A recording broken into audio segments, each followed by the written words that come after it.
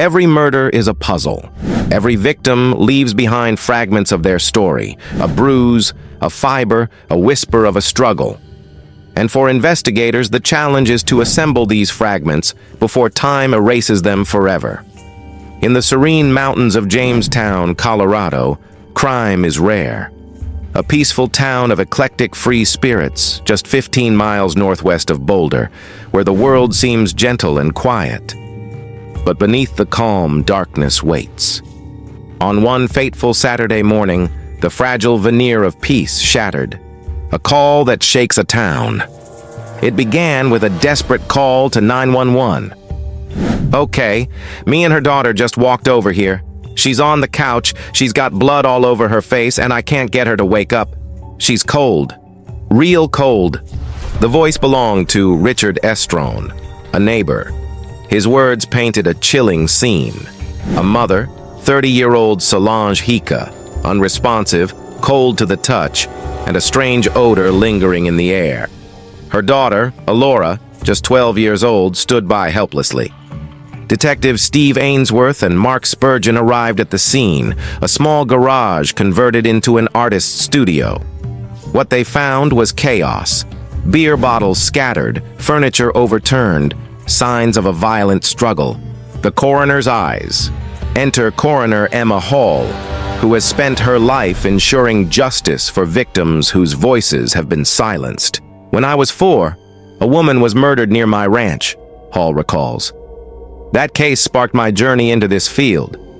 Being a coroner is about uncovering the truth hidden in plain sight. Hall carefully lifted the blanket and made a chilling observation.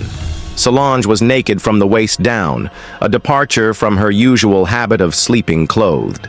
Bruises marred her arms, legs, and shins. Each contusion told a story of confrontation, resistance, and violence. Her professional instincts kicked in. Every detail mattered, no matter how small. A torn strand of fabric on the floor, a chair overturned. Each clue a puzzle piece pointing to the night's grim events.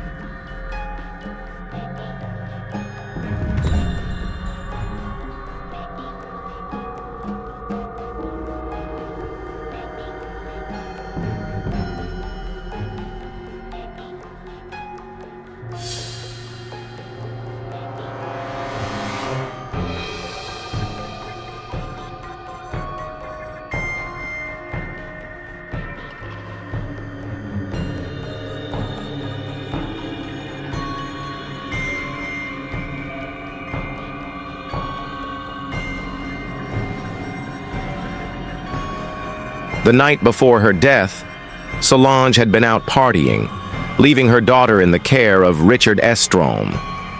She returned around 2:30 a.m., alive and well, entering the studio where her body would be found hours later. A trail of violence. Solange's life was a tapestry of love, fear, and abuse. Her boyfriend, Sheldon Jones, had a long history of domestic violence. Neighbors described frequent yelling and bruises. Alora often stayed elsewhere because home felt unsafe. Investigators questioned Sheldon, who admitted to assaults but insisted he was not present the night Solange was killed. Yet his past hinted at the dangers that lurked in intimate relationships, escalating from shoving and hitting to potentially lethal violence. The science of death.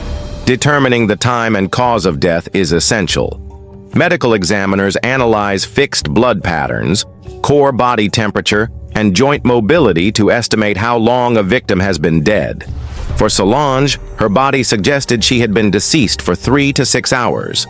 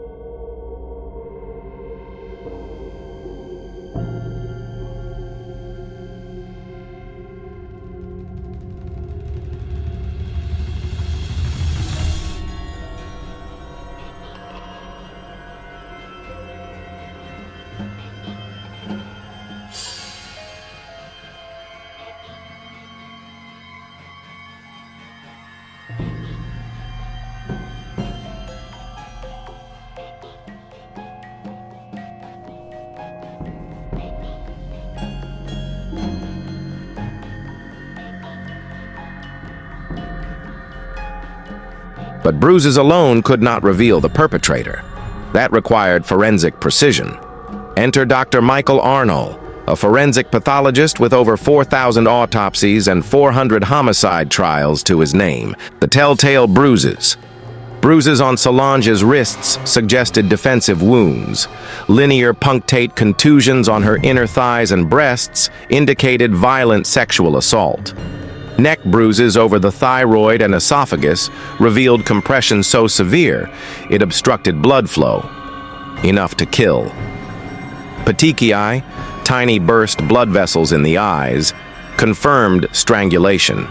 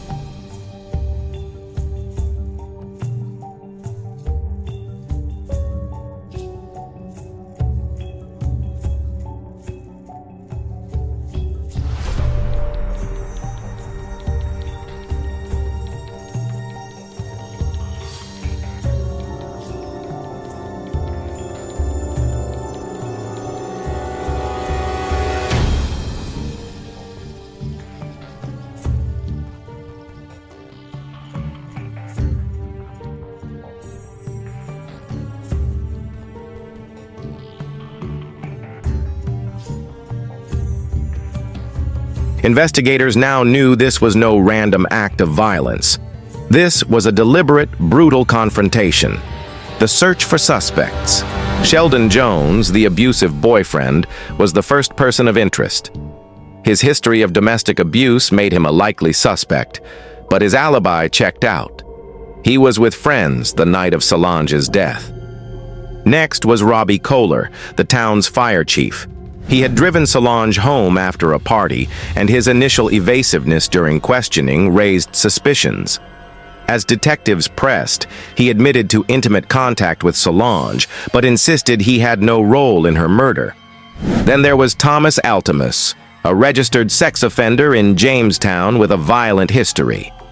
He had been seen near Solange the night she was killed, and witnesses recalled her fear of him. Altimus became the prime suspect. Forensic breakthrough. Dr. Arnold's forensic analysis provided the breakthrough investigators needed. DNA evidence collected from Solange's body and clothing identified the last person with her, Thomas Altimus. Vaginal swabs confirmed sexual assault, and DNA on her neck and wrist implicated him in the fatal strangulation. Every other suspect, Sheldon and Robbie, could explain the presence of their DNA. Altimus alone could not. The case was coming into focus. The hunt for Altimus. With a clear suspect identified, law enforcement raced to find Altimus. His home was empty, and his truck was parked nearby. A friend revealed that Altimus had recently acquired a shotgun. Authorities feared for his next move. Hiking through the forested mountains, detectives discovered him, dead, with a shotgun wound to the head. It appeared to be a suicide, likely to avoid capture. The scene was grim. The shotgun placed beneath his chin, his face destroyed by the blast. Identification through fingerprints confirmed it was him. Justice through science. Forensic science had closed the circle. Without DNA evidence, the murderer might never have been caught. Every bruise, every puncture, every biological trace told a story that led investigators to Altimus. 2 months after Solange's death, authorities confirmed the findings. Sheldon Jones was charged with assault for his previous abuse, and Robbie Kohler, while initially suspicious, was cleared of murder. Altimus's actions, captured in both evidence and DNA, solved the case.